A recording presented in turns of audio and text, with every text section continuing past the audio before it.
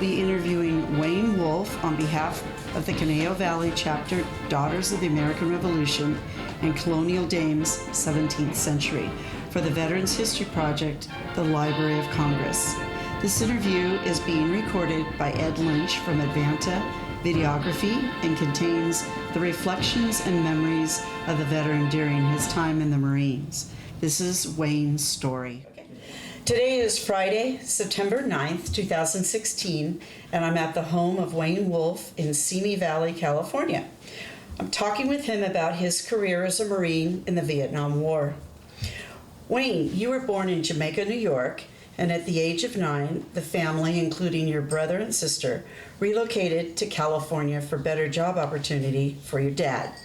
Do you want to pick up your story then with your goals in high school?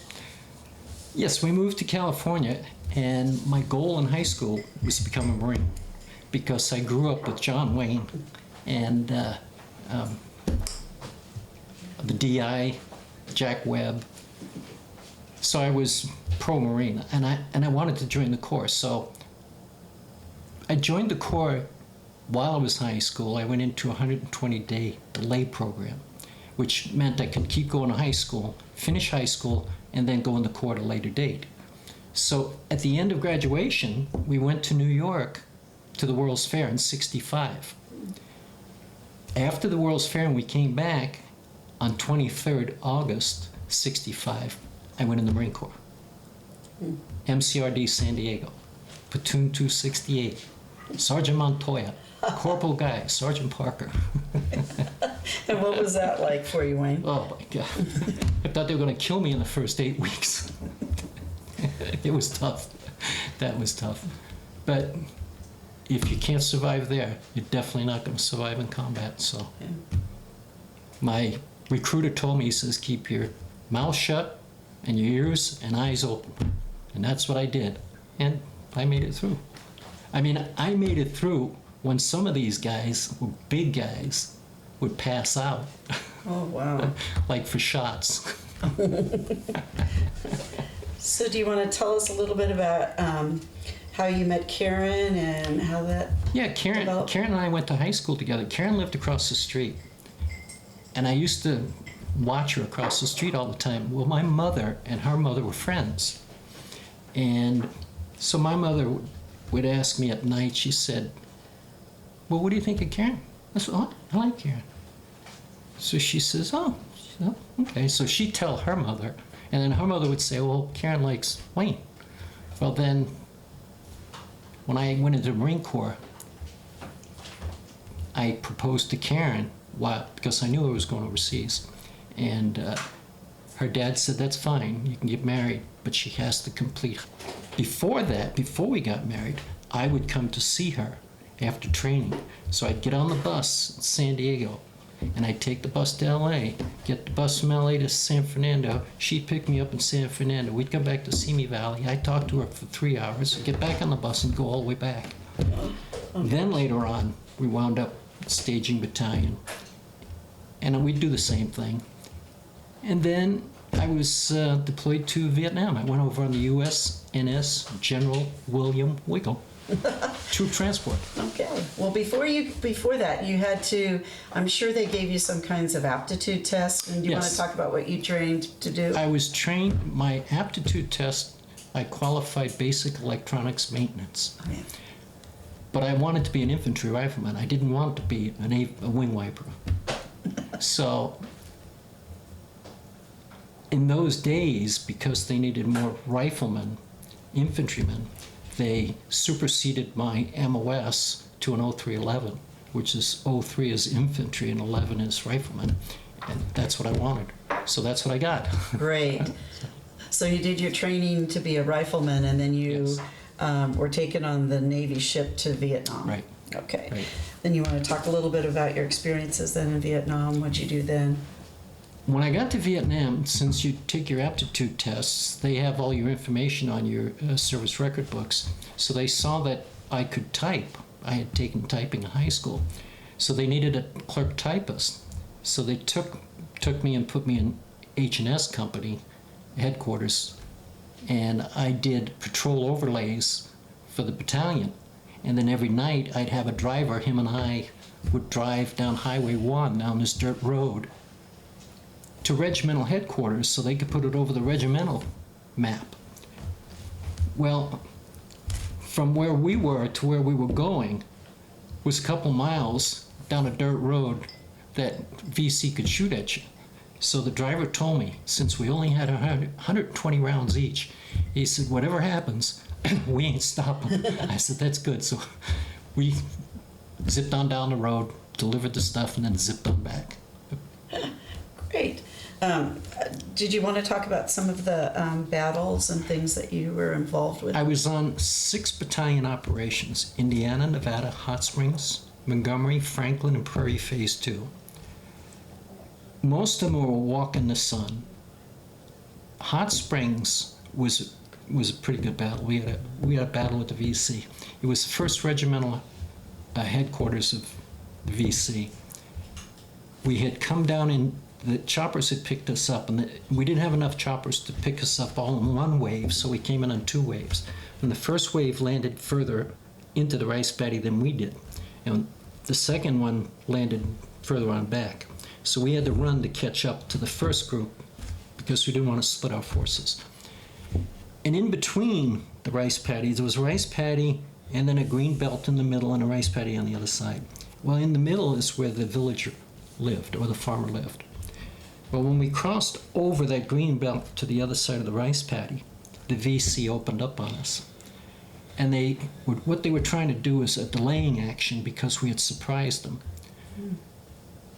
So they had 5 50 caliber machine guns, which were US machine guns, that we gave to the ARVNs, that the ARVNs either gave to the VC or lost them in combat to the VC. So they had 5 50 caliber machine guns, 6 inches off the ground, bamboo over the muzzles, and they only fired a couple of rounds. So you couldn't see them. You couldn't see the flash. You could hear it, but you couldn't see. You couldn't identify where it was coming from. Well, it was straight ahead of us. So I'm leading the Bravo command group, and I hear, so I'm looking around. I thought maybe there was a sniper in a tree shooting at us. There was no snipers. There was no trees. So anyway, I'm looking over, and I see the grunts on the side hit the deck. So I ran one way, took cover, and the command group went the other way and took cover. So anyway, we attacked the hill. And the hill, it was like an anthill. I mean, there was people everywhere on this thing. So we called in artillery, and they did air bursts, which is a burst of explosives above the ground, and it shoots down. And we napalmed the back of the hill, and you could see the napalm come up, and all you could see was these people running. Then we attacked the hill, but they had delayed so long that most of them got away. The dead ones didn't get away, but the few that were alive got away. So that was Hot Springs. Okay. Did you want to talk a little bit about keeping in touch with family and Karen and how that worked? Sure. Well, if you're in the field and you wanted to write a letter, what you would do is take the flap of a C ration box and you put free up where the stamp goes, and you address it, and you put on the back, you write your little note, and you could send it that way. It was free. But Karen would send me packages. She'd send me cookies. She'd send me cake. She'd send me ham and stuff like that. Of course, it was cookie crumbs, but it was still good. There you go. Okay.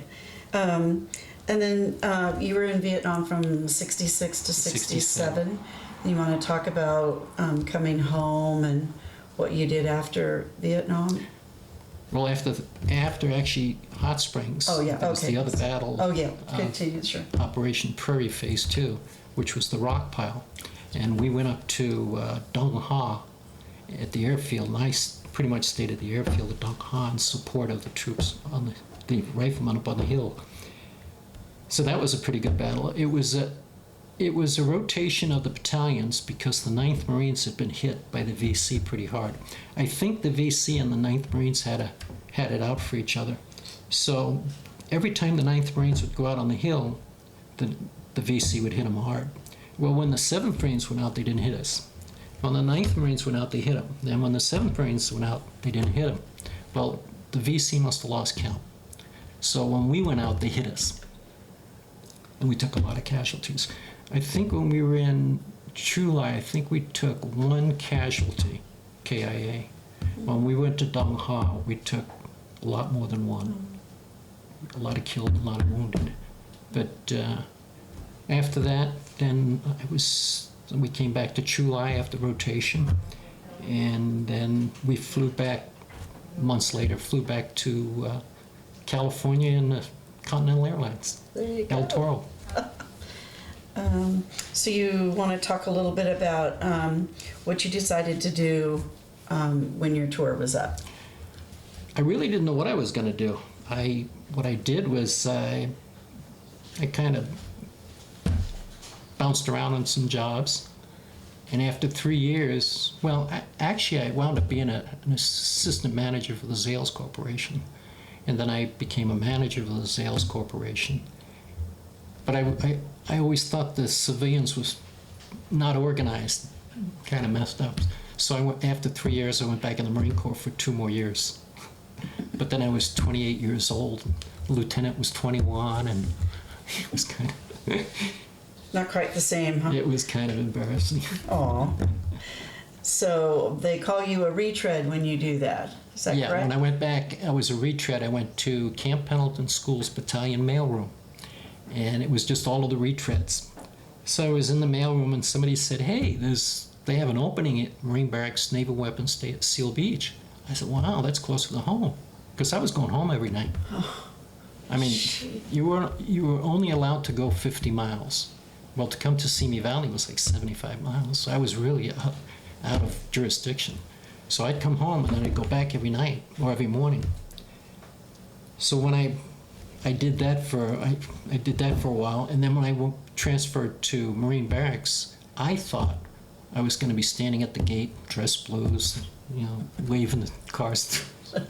Anyway, it was guarding the ammo dump. 3 days on. It's 1 day on, 1 day training, 1 day off. Oh, So gosh. 3-day rotation. So on, off, back and forth. We did that for a couple of years. I did that until I got discharged. Okay. And when you were discharged, what was your highest rank? Sergeant. Sergeant. Okay. And do you want to talk a little bit then about retirement and your children and how things moved on for you? Yeah, I got out, and then I went to I think it was the school district, Simi Valley School District. I was head custodian for Justin Elementary School, and I was a custodian. And my neighbor had worked at Lockheed for a lot of years, so he said, "Hey, the guy that does employment is going to be on vacation. I'm going to fill in for him." He says, "Why don't you fill out an application, put it in my car window tonight, and tomorrow I'll take it in, and I'll call you."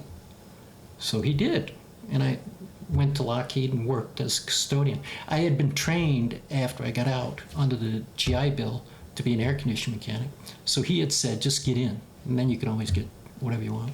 So I did that, and then I became an air conditioning mechanic, and I did that for 28 years with Lockheed, and then I got injured and workman's comp, and that put me out.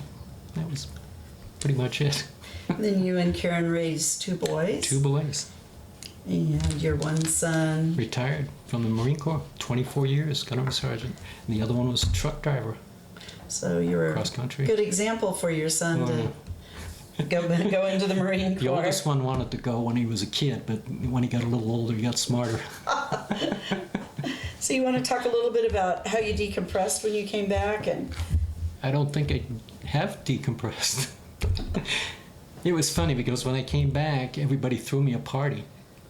And you have to realize, 30 days before that, I was in Vietnam. And they'd throw me a party, a dance party, all my friends. I just couldn't become part of the party. You just feel out of place.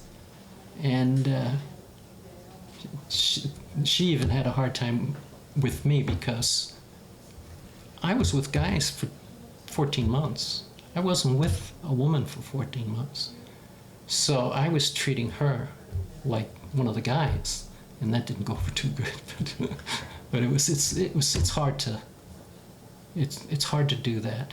Even today, I sit facing the door. I don't put my back to anything if I can, Yeah. because you never know what's coming through the door. You want to see it. At least you can duck if you're fast. Did you want to share a little bit about health issues? I wound up with a 10% disability through the VA under Agent Orange. I have diabetes, which they say is part of the Agent Orange. Also, I have some other issues now, so I've filed to upgrade my disability because now I have neuropathy and cancer and whatever else you can get. But you still find time to do some volunteer work. Yes. You want to talk a little bit about that? I volunteer for the troops, and we send packages to the troops overseas in combat areas.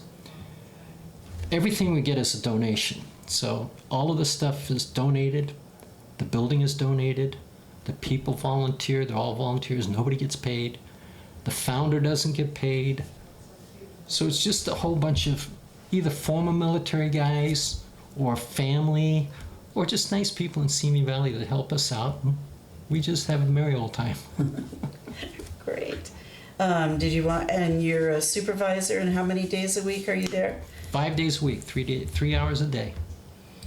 Sometimes more. It's awesome. Very good. Some of these pictures, you mean the young guy? Oh man, where did the young guy come from?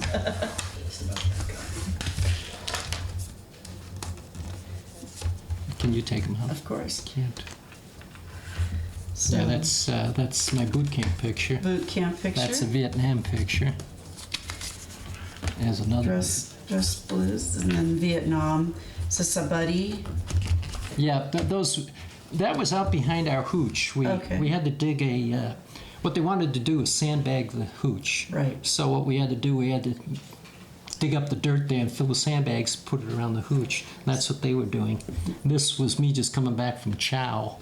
This is my my certificate for crossing the equator. Right. And you go across the 180th meridian as well when you have to leave California to go to Vietnam. Yep. And go through some of the rituals. Become a tadpole. There you go. This is my uncle. I met my uncle in Vietnam. Right. He was a corpsman, Navy corpsman. So the tall, skinny one is you. That's me. And then your Little fat one's my uncle. That's pretty. He was a sailor, that's why. He had a lot of food. And then this is your, That's my certificate for when I swore in and 23rd August, 23 1965. August 65. Still very fresh in your mind. Oh yeah, this is my boot camp. My yearbook.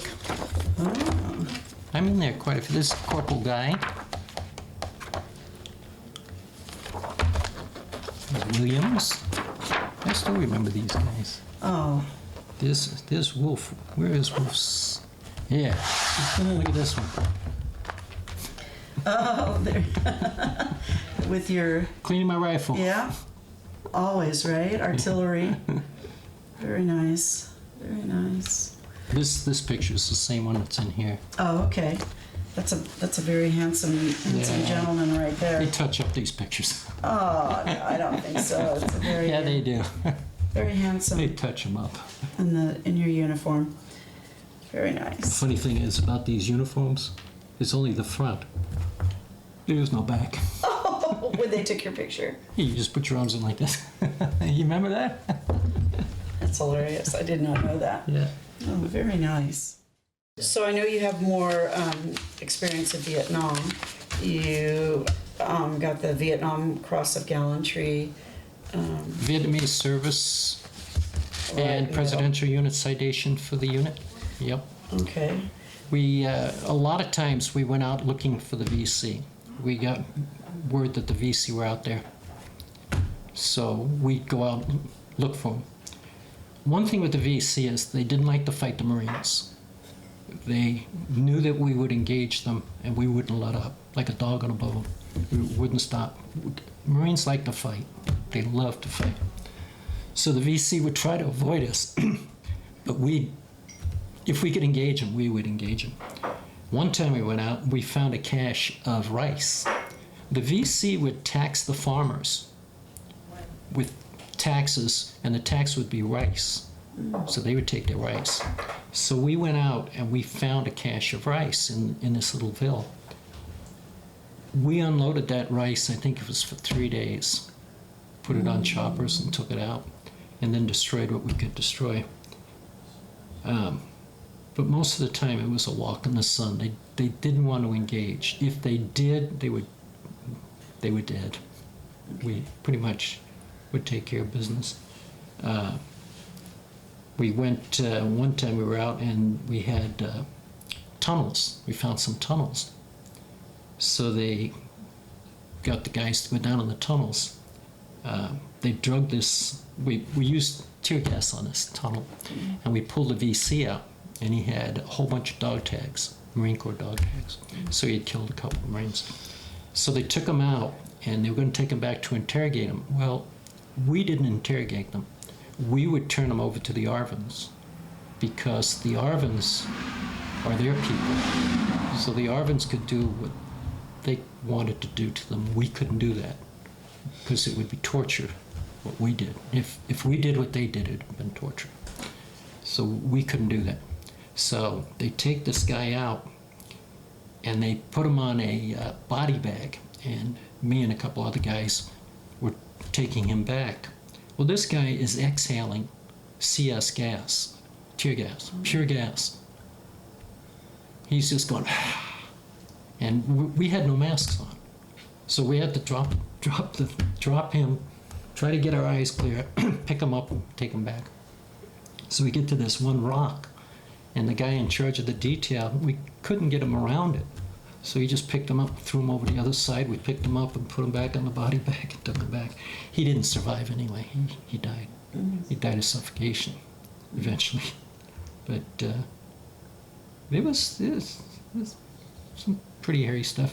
Up at Dong Ha, when I was up there, I did casualty reporting, and they would bring the bodies back, and I'd have to identify the bodies. And I did letters of condolences.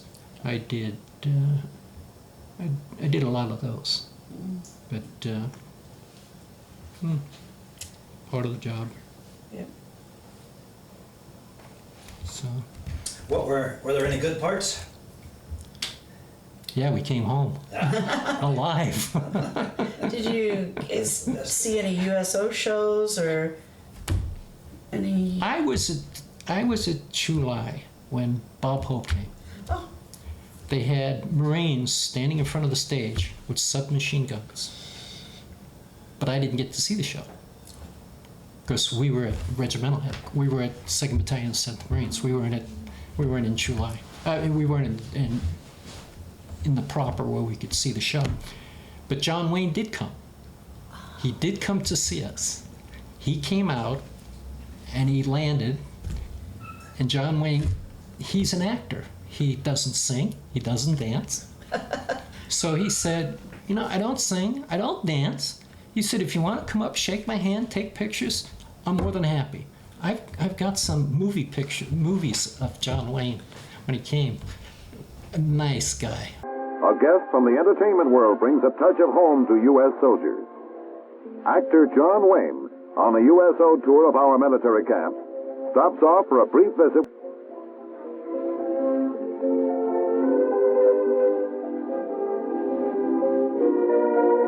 No, John, that gun isn't a studio prop, so better watch that famous trigger finger.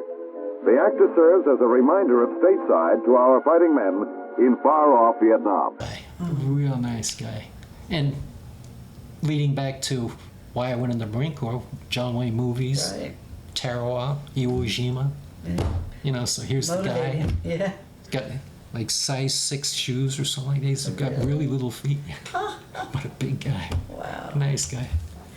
Were you able to take R&R while you were? I in did take Vietnam? R&R. I went, I forgot about that. I went to Hawaii. What had happened was they had an opening, and this officer was supposed to go to Hawaii. Well, he got wounded, so he couldn't go. So they had this opening, and they wanted to fill it. So they asked if somebody wanted to go, so I volunteered. So I called Karen up, since we were married, and I said, I'm going to be in Hawaii tomorrow. Can you make it? So she had to get an airplane ticket, like that day. She got her ticket. She met me at Fort DeRussy in Hawaii, which at that time, Fort DeRussy is a military installation, and they had some barracks that was set up for families, that, like a hotel, like a motel. So I got a room, and then we went to the Hawaiian Hilton. We stayed there. We went to around Hawaii, and that was, I think, 5 days, 6 nights, something like that. Oh, nice. Then I went back. She went home. Oh. That was it. Then I came back later. Good. I can't even remember when it was now. It's been a long time. But you got to fly back. You didn't have to do the No, ship I didn't have again. to swim. Thank goodness, because I couldn't swim. we used to cross rivers, and I'm talking about rivers up to here, flowing rivers. I can't swim. Oh, gosh. In boot camp and in training, they try to teach us to swim. So what they do is they put you on the side they put you in an Olympic pool. You stand on the side in rows, alphabetical order. Well, I'm a W. I'm way down here near the diving board. So the drill instructors are around, and there's some instructors in the pool, and they yell, jump. Well, the first row jumped. I said, what? A lot of swimmers. And you move up. And they said, jump. The next row jumped. I said, geez, when are they going to ask if you can swim? Then they said, jump. The next row jumped. And I moved up. Now I'm standing at the edge of the pool. And the man said, jump. I jumped. I went down, I came up, I went down, I came up. He used to get out of the pool. I put my hand on the side, I was out of the pool. So I had to go to swimming class. So I did this. Kicked my feet. I still can't swim. They sent me to Vietnam. So we crossed this river, and I was walking in the steps of the guy in front of me, and I was praying all the time, please, I hope he isn't taller than I am. So I stepped, and we made it across the river, but I was scared. We lost 2 guys, 2 ammo humpers. They were carrying 60 mortar rounds on their back, and they couldn't, it was either 2 or 1. He couldn't release the release. There's a quick release on the, I think it's 3 or 4 rounds on your back in a pack. And if you have to release it, he panicked and drowned. What was life like living in In a tent? a tent? Did you guys live in tents or Yeah. just Oh. hutches? Well, we call them a hooch, but it was kind of a strong back. What it was it was like a wooden frame side with a tent over it, a GP tent, a general purpose tent, and we lived in that. When we went to Dong Ha, they put us in a hooch like that, and it was a GP tent with the wooden frame, but it was raised up. Well, we had always been on the ground. We'd never really been raised up, and we were on the other side of the airfield. Well, there was a fire mission, artillery. Well, the artillery fired. Well, okay, this GP tent, I take it back, it wasn't a GP tent. It had tin roof on it. We hadn't slept in a tin roof. So we moved up to Dong Ha, and we were in this tent, or in this hooch that had a tin roof. Well, when we heard the artillery, what happened? We just moved in. So the sergeant was over here with one of them portable desks. You unfold it, looks like a trunk, and you unfold it. It's a desk. Well, I was at the other end. There was 2 doors. There was a door here and a door here. Well, I was at the other end, sitting on the wooden floor, reading a Look magazine. I had a candle. Well, this guy came in, a Marine, and he had one of the new packs that the Army had, which was like the Boy Scout packs, aluminum frame. Well, we didn't have those because we got all the old stuff. So he's showing us this thing. Well, all of a sudden, the artillery started to fire. Well, this guy ran. When he ran by me, and I'm trying to blow the candle out. So I knocked the candle down, and I ran out. The sergeant was behind him. I was behind him. So we all run out. We run around the side of the hooch, in between the 2 hooches, and we're trying to get under the hooch. And the guys in the next hooch are laughing at us. So what's so friggin' funny? He said, that's outgoing. But under a tin roof, you can't tell. It sounded like it was coming in. So, that was a big laugh. They got a big laugh out of that at our expense. That must have been like a sauna in there. Oh, man, I tell you. Actually, yeah, it was hot. In the Marine Corps, you couldn't roll your sleeves up. We wore cotton uniforms. You couldn't roll your sleeves up because in the Marine Corps, if they wanted you to have short sleeves, they would have issued you short sleeves. So we couldn't have short sleeves. We had flak jackets that we had to wear, which were like 30 pounds.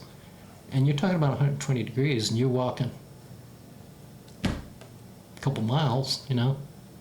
So it was pretty interesting. It was warm. It was warm. Humid. Oh, it's miserable. Yeah. You would get out of the shower. We used to have a shower, and what it was a couple of pallets on the floor, on the ground. It had a tarp around it, and we used to have flip-flops, a towel, cartridge belt, a rifle, a bar of soap, a washcloth, and we'd go down there and take a shower. When you lean your rifle up against the tarp, and you take your shower. You're out in the middle of the field. Anybody could shoot at you, but luckily nobody shot at us. When you went to go get a haircut, the guy that gave you the haircut was he was VC for sure, but in the daytime he's an RV. At nighttime he's a VC, because any young guy is not friendly. He's the enemy. He's got to be the enemy, because the VC would recruit him. So when we went to get a haircut, we would go, two guys would go, I'd hold your rifle while you're getting a haircut, and I'd hold my rifle on the barber, because he had a long straight razor and he's doing this. So you had to be careful. But there was a lot of interesting things that went on. We were going down this path one day, and somebody yells mine. So they thought they stepped on a landmine. So everybody stops, and the guy that thinks he's standing on the landmine stays there. Everybody else backtracks in the footprints back and forth. And then the guy that steps on the landmine, he jumps forward with his backside to the explosive, because technically you'd be dead. If you do that, you might only lose your legs and not be killed. But it must have been a false alarm because they didn't find a landmine. But boy, that's scary when somebody yells that.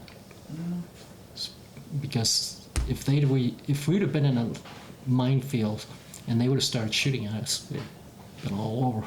Yeah, pick you off. That would have been scary. One of them would have picked you off, either the mines or the snipers. Yeah, right. God. So what'd you think of the food? You The said food, when I was there, Martha Ray came seen us. First Marine band played for us. Another movie star came. We've seen a couple movie stars. The chow was pretty good. Anytime we went out to the field, if we were going on a battalion operation, we had a gunny. He was a black Marine. Big guy, big muscular guy. He'd always give us steak and eggs. Always cook steak and eggs. And he used to tell us, you never know, it could be your last meal. So he always fed us real good when we went out. But the chow I was happy with the chow. We didn't get milk. We had powdered milk. But the chow was pretty good. Sea rations, if you had to eat them out in the field, they're all right. Kind of traded them off a little better bit. than starving. Yeah, boy, that's better than the fish heads and rice. Oh, okay. Especially when they're looking at you. So- The South China Sea, clear. I mean, you could go out, I don't know, 20, 30, 40, 50 feet and look straight down and see the bottom. It was beautiful. The beaches were nice. If they didn't shoot at you, they were fine. But other than that, the countryside, the people were afraid. They could be VC 1 minute, friendly as the next, VC. So you really never knew about the people. But when we used to go out on operations, the villagers would tell us where we were leaving from. I said, oh, you're going to leave at so-and-so, LZ so-and-so. Oh, when? Tomorrow. Oh, get ready. Oh, they already knew. They knew. They knew all this stuff. It was interesting. It was very interesting. So did you ever sample the local food? No. That's why I'm still here. No, I was not that brave. So the government gives you MPC, military paper currency, because they don't want dollars floating around in a Vietnam or anything like that in a combat zone.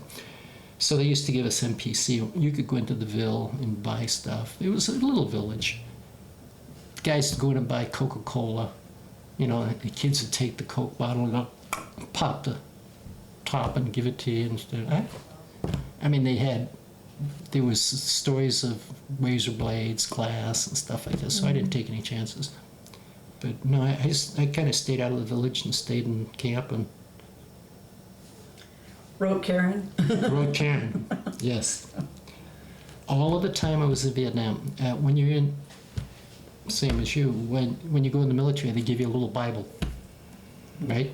Give you a Bible. I carry that Bible in my pocket every day. Thank God.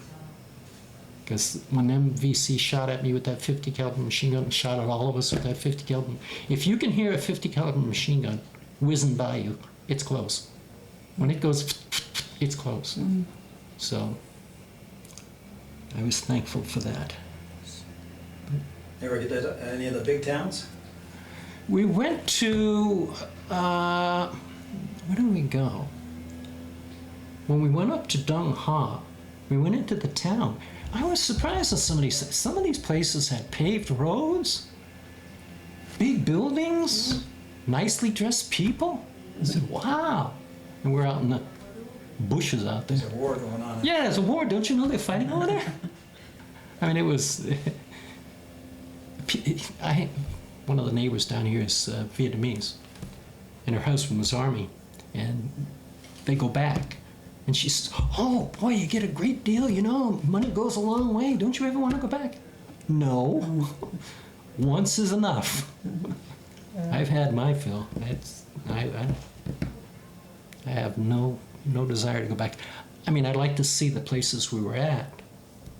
One time we were sitting, at night they would show us movies. So we had this 4 sheets of 4x6s, and we made a movie. And we had a little hooch made up with camera for the projector and everything. We'd have our lounge chairs and we'd sit out there, be watching the movie. Well, one night, some rounds start coming in. So they're shooting. Oh, kidding. Everybody grabs their chairs and we go running to take cover. Then we found out the next day what it was the Marines on the other hill thought they seen somebody down in the valley. They shot down, the rounds ricocheted up, so it was coming over to us. It was friendly fire. Gosh. And there's some weird stuff. They used to have, guys used to get drunk and they'd get in between the tents and they'd play John Wayne. And sometimes they play Russian roulette with a revolver. Then they killed one guy. Yeah, alcohol and guns don't mix, even in the service. So do you think many of the people around you use drugs to deal with? You know what? guns? When I was there, we didn't have drugs Interesting. because I left in 66, 67.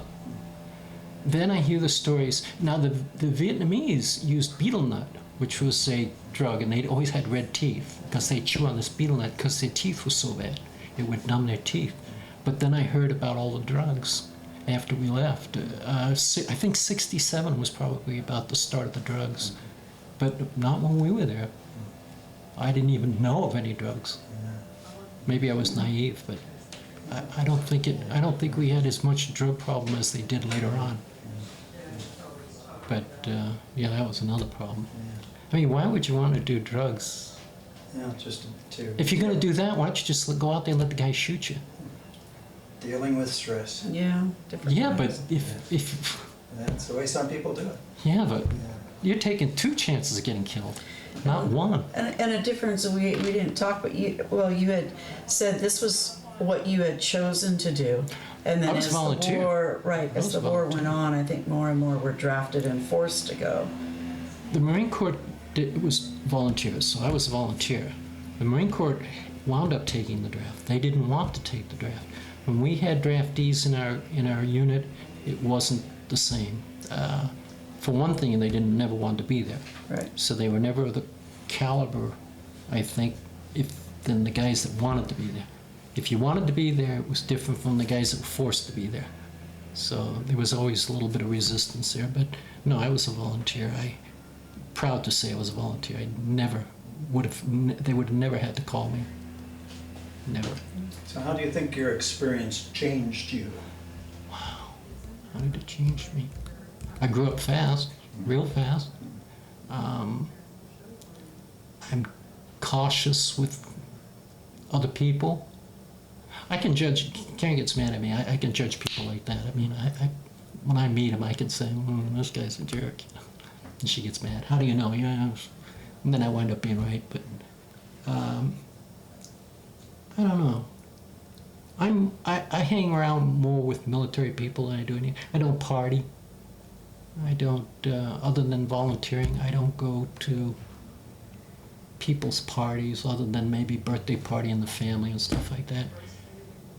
I'm kind of, like I said, I'm always on the outside. I think I'm always on the outside. I don't fit in. It's just never decompressed, I don't think. I think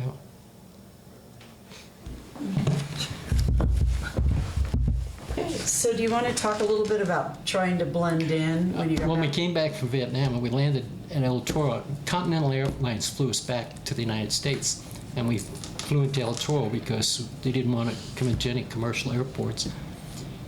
And they told us to change. We had to change our clothes out of military to civilian. Well, it's kind of hard to hide a Marine in civilian clothes. So we tried to blend in and we came back. Everything went fine because Karen had picked. I came back and Karen was here, which was fine. So that worked out all right. Okay, still had the Marine haircut though. Yeah, still had to cut, yeah. Okay, and then you had an opportunity to be a drill instructor. Do you want to talk a little bit about Yes, that? when I was at El Toro, I had, they were looking for drill instructors and they brought in this group of guys. It was a captain and a couple other Marines. I was probably a psychologist and a couple of Marines sitting at this table, and they brought in all of the sergeants and corporals that had a clean page 12, which was punishments and any bad things go on your record. It goes into page 12. So one of the guys came out and he was crying. So I thought, oh no. So anyway, they said Sergeant Wolfe. So I go in and you have to report. So I stand there and I said, Sergeant Wolfe reporting his orders, sir. They said, well, Sergeant Wolfe, have a seat. So I sat down. And they said, Sergeant Wolfe, is there any reason that you can't serve on the drill field? And I'm thinking, oh boy, man, I got to come up with something. So I said, sir, I said, the sergeant has a hard enough time keeping himself squared away. Well, that wasn't really a good excuse. So anyway, at the end of the table is a drill instructor, gunnery sergeant. He's standing down there with a Smokey the Bear on. So he's standing there and he's got his shoulders forward and he's got his hands down here. He says, sir, do you mind if I speak to the sergeant? He said, no, go ahead, Gunny. Sergeant Wolfe, if I got you on the drill field, I'd bust you. That's another good reason. So he had a better reason than I had, but you had to extend 6 months. You had to have 2 years in the drill field, and I had a year and a half, so I would have had to extend 6 months. But if you don't complete the drill school, you go back to infantry, and I was a grunt, and I would have had to go back to Vietnam. I wish I would have went to DI school, because if you go to DI school, you get a promotion and do choice of duty stations. It would have been good, but they always teach in the military, never volunteer, so I didn't volunteer. But it was a big mistake. Should have stayed. But Hindsight. Yeah, it's always easy. But I might not have been alive either, so Yeah, that's you never true. know. Is there anything else that you would like to share about your experience or about being a Marine? It was actually one of the best days of my life. The 6 years that I spent was the best 6 years. I wish I would have stayed, but that's hindsight. Right. Yeah. My dad was in my family, a lot of military. My dad was Navy, World War II on a tin can destroyer escort. My uncle, first daylight raid over Berlin, lead bombardier. My other uncle, Air Force. So I got a lot of military people in the family. So, A long tradition. yes, long tradition. And your own son carried forward too. Yes, he did. He did. Yep. It bothers me because the guys that didn't make it. That's the toughest part. Yeah. Why me? They were young. Yeah, they were. So, shall we wrap it up? Sure. Yeah, so you want to hear from me? Thank you for your service. Yes. So Wayne, we want to thank you for your service and everything that you've done to make America safe. We appreciate you. I'd do it again. I think most military guys would do it again, right? I'd do it again. Everyone I've talked to. Everyone. Thank you, sir. Thank you.